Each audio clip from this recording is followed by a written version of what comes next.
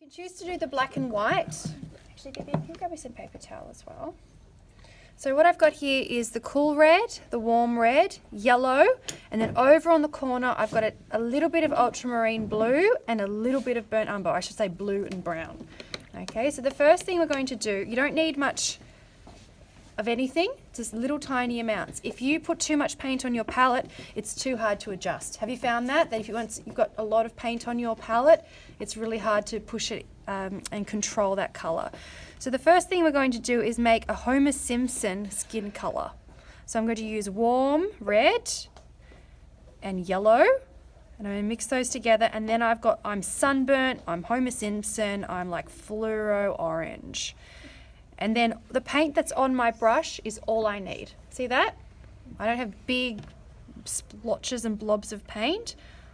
And I'm going to move and put some white in there, quite a bit of white.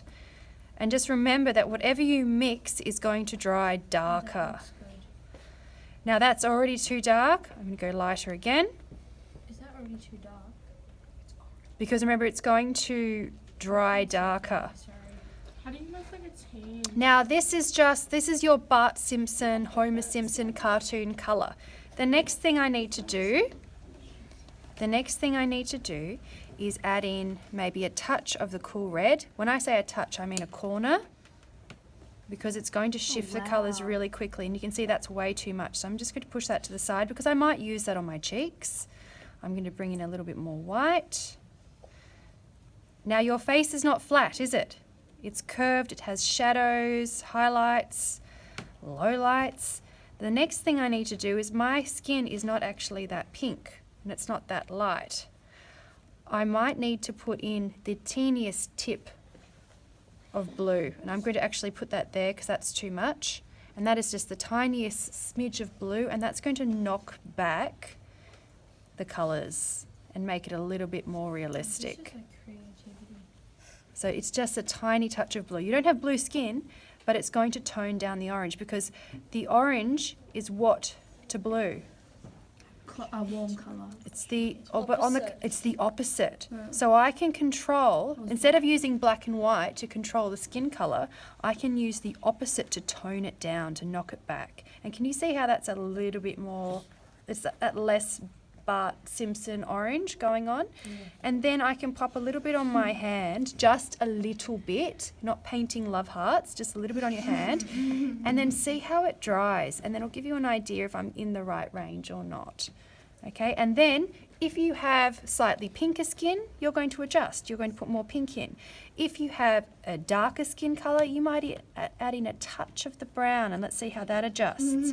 And that's also for the shadows. So I'm not adding in black for the shadows. I'm adding in, girls, they can hear you. All the other classes can hear you talking. They're recording my skin tones.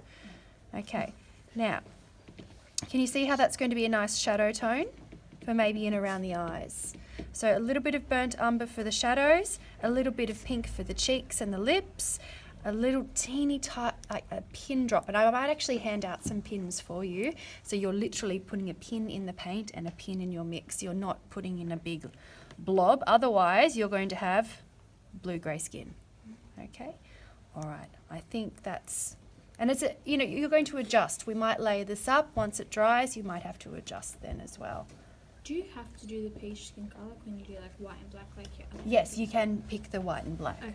Yeah, because this is all little bits of adjusting. And then I let a little bit dry on my skin. I can also have my photo next to me and let that dry. And let's see how that colour looks when it's dry before I go on to my face. And the first thing I'm going to do is I'm going to start in the shadows and I'm going to work my way up to the lights.